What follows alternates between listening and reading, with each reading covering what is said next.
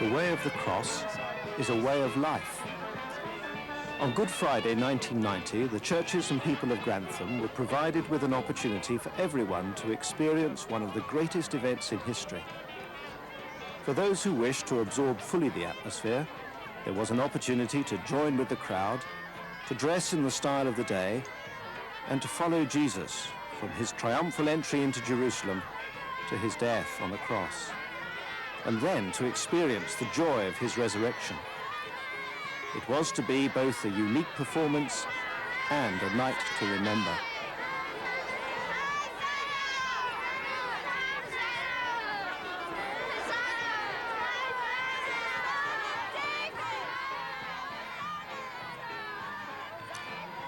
At each centre of activity, the story unfolded and gave the Bishop of Grantham, the Right Reverend Bill Ind, an opportunity to comment in typical modern style on those events on that fateful week in Jerusalem.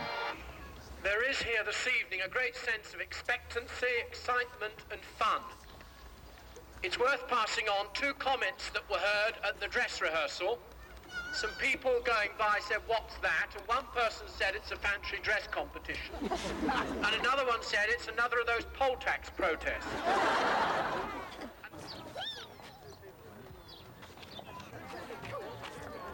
From the playing fields of King's School, the happy crowd, contentedly recreating that first Palm Sunday, moved off into North Parade to find a growing number of followers.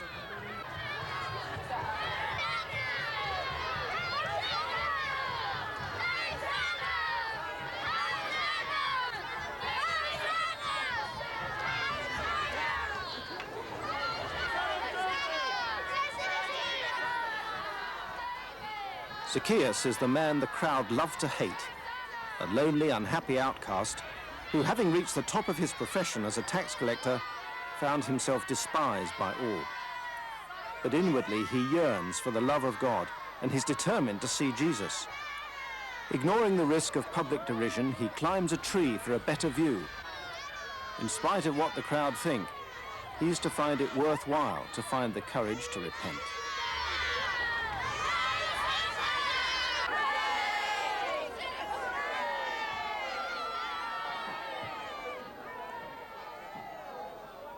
Zacchaeus, hurry and come down, for today I must stay at your house. Zacchaeus, welcome, Jesus. Look, he has gone into the house of a sinner. House of a sinner, house of a sinner, sinner, sinner, sinner. Today, salvation has come to your house. For the Son of Man has come to seek and to save that which is lost. I have a lot of sympathy for Zacchaeus because, like me, he isn't very tall. And the only way he can get a view of anything in the crowd is from his tree. He's a man who's despised and hated, about as popular as the poll tax is today.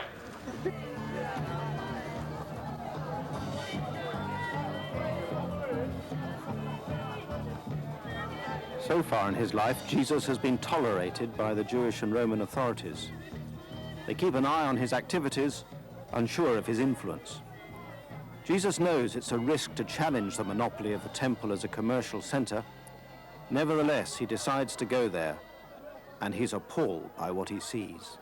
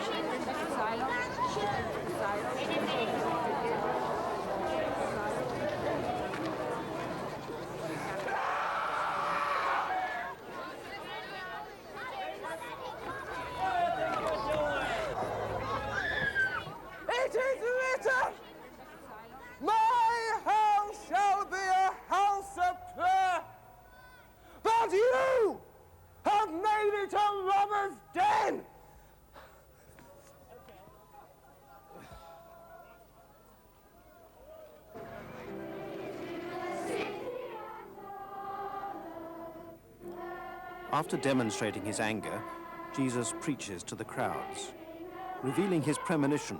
In 2 days' time, the Passover will begin, he says, and the Son of Man will be betrayed and crucified.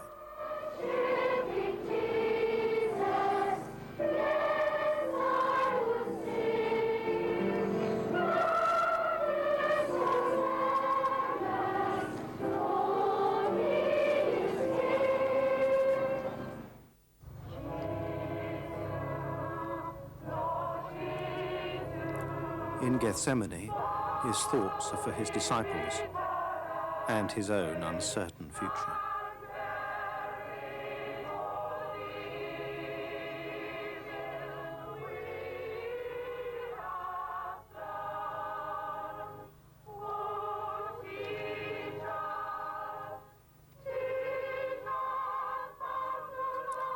The inevitable, the unthinkable, the irreversible cataclysm of Jesus' arrest leaves his disciples confused and alone. Father, if it is possible, take this cup away from me. Yet not my will, but thine be done.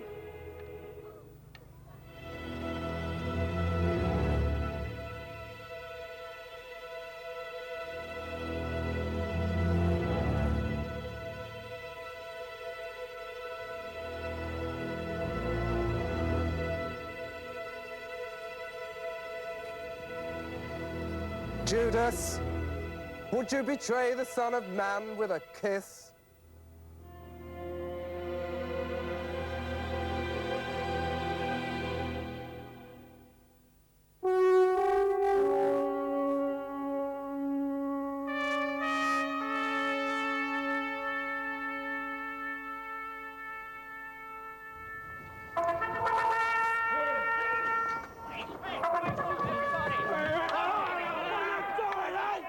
In a quiet cul-de-sac in the heart of the town, Jesus is taken to the home of the high priest, Caiaphas. Here comes Caiaphas now. He said he'd break down the temple and rebuild it in 3 days. Ha ha! I heard him say he's the Son of God. Ah. Have you got nothing better to do? Then I suggest you do it. I command you by the living God to tell us if you are the Christ, the Son of God. I am. That was blasphemy! That was blasphemy!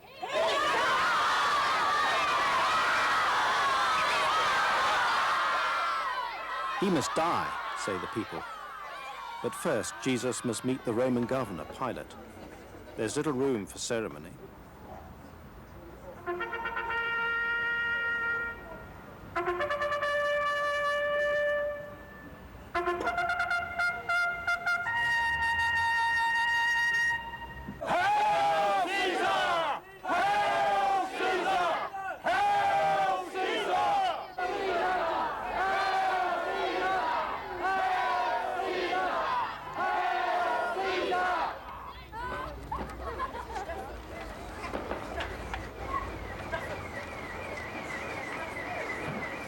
Pilate asked Jesus, "Are you the King of the Jews?"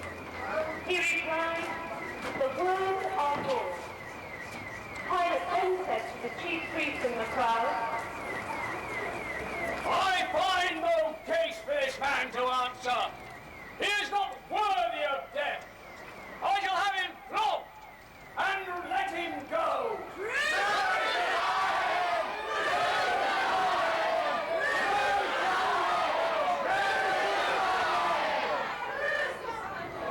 Why? What has he done? There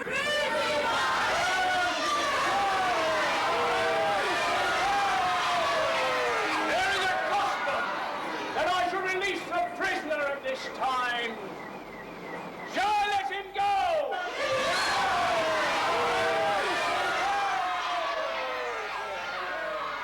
Pilate could see that nothing was being gained and that a riot was starting. So he took water and washed his hands in full view of the people, saying, "My hands are clean of this man's blood. see to that yourselves. So Jesus is tried again, this time by a man representing Rome, a country famous for its impartial justice, a man whose mind was not clouded by the religious issues, and who knew only too well how local feuds and squabbles last, and who in theory could see beyond them, see that the man in front of him was innocent.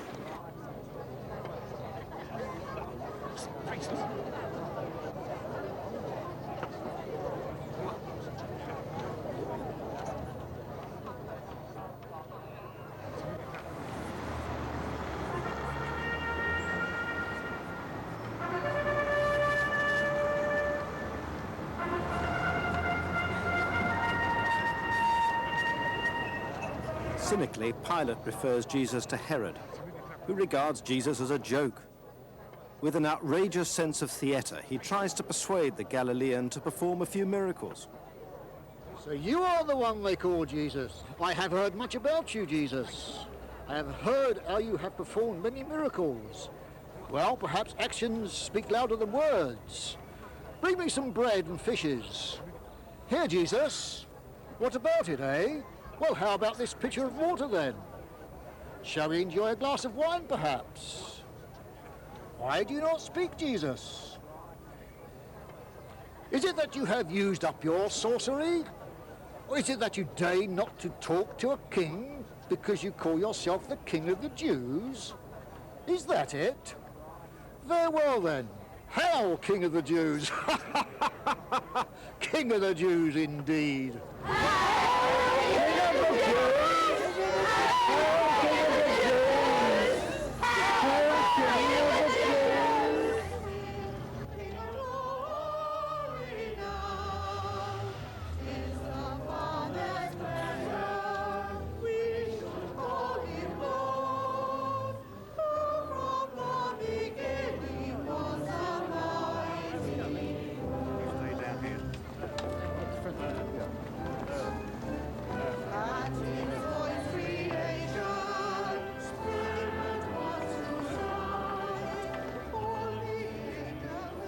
Humiliated and condemned, Jesus begins his final journey.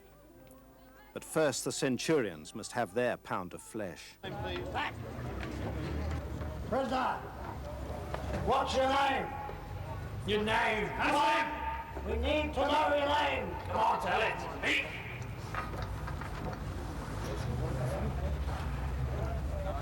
We call him Jesus. Jesus! Jesus!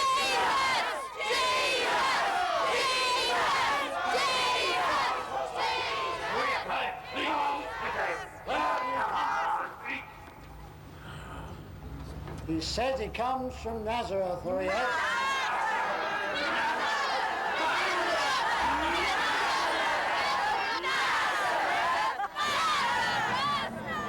And why are you here? What's the charge? Come on. The charge? Tell us what's the charge. Go on, tell him. He says he's the King of the Jews.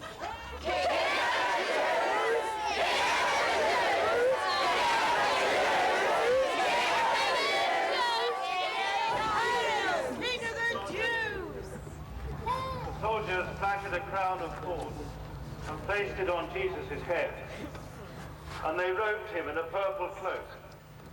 Then, time after time, they came up to him, crying, "Hail, King of the Jews!"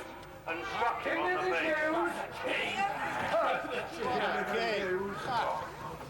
King of the Jews? Come on.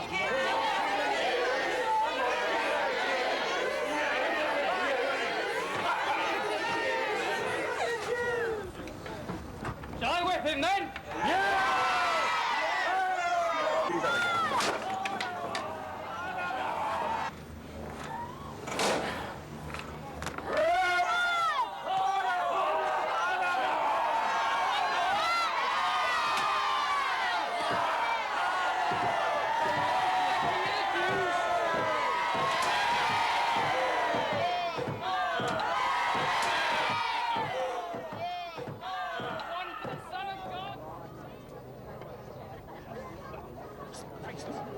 so Jesus is brought to meet the men who are to die with him. Each has his cross to bear.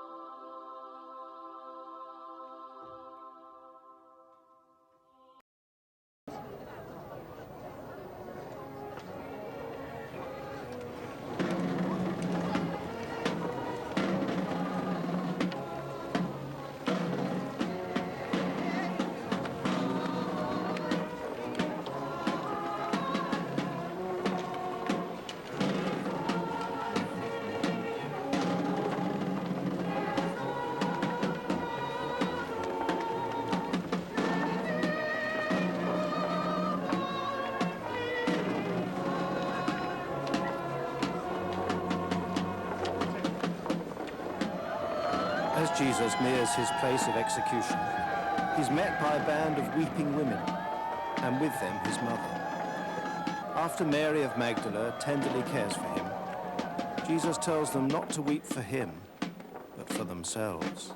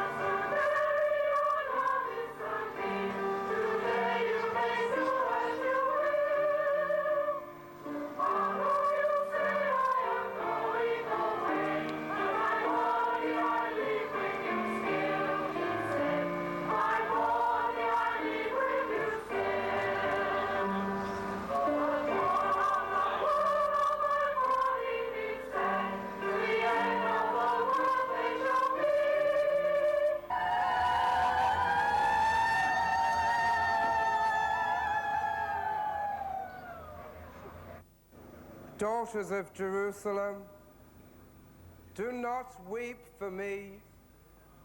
Weep for yourselves and for your children.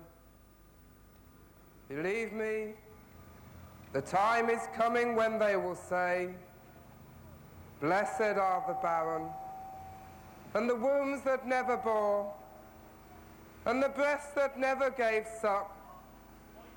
Then they will say to the mountain and to the hills,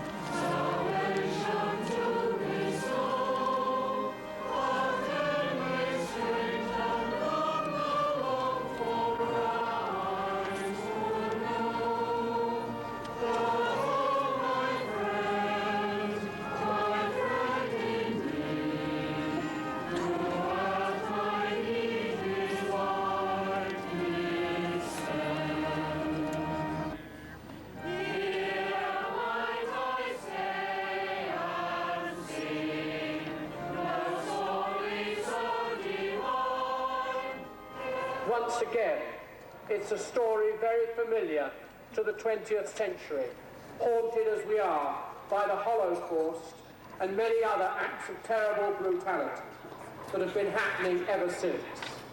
And Jesus is one of their company.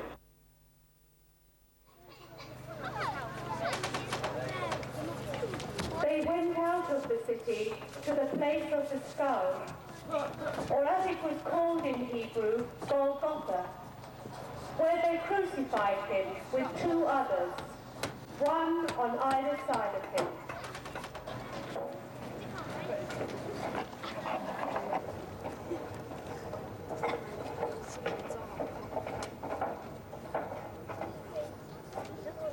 Father, forgive them, for they know not what they do. When I surveyed the wondrous cross on which the Prince of Glory died, my riches gain I count but loss, and pour content on all my pride. Are you not the Son of God? Save yourself and us! Do you not fear God? For us, this is justice. But this man has done nothing wrong.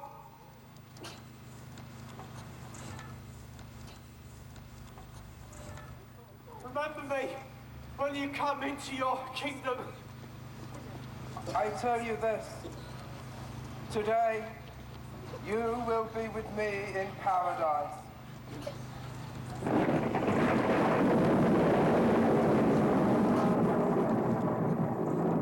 My God!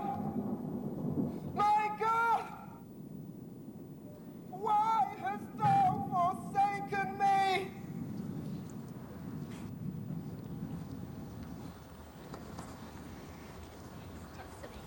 Father, into thy hands I commit my spirit.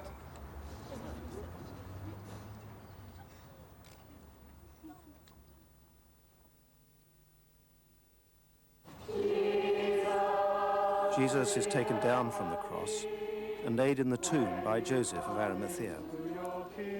On the first day of the following week, Mary of Magdala comes to the tomb and finds the stone rolled away.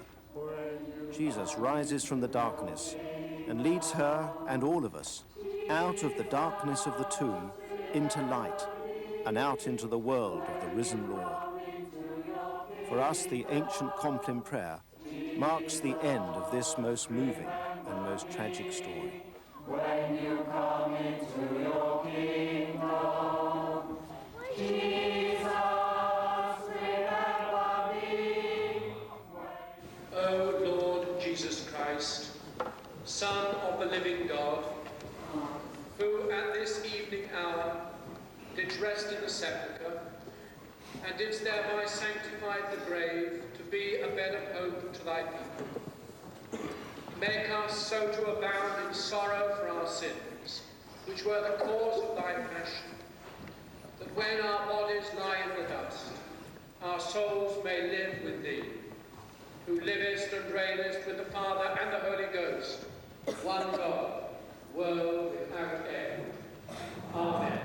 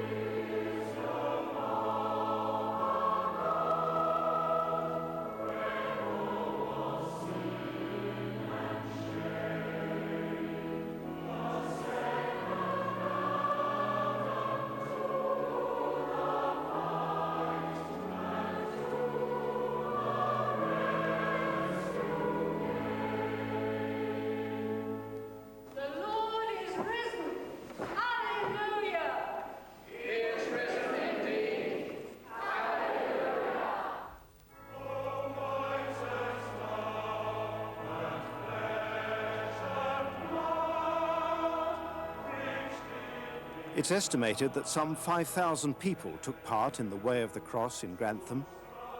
They came to watch a pageant, and they left in the name of the Father and of the Son, who died and rose again, and can live in us all today.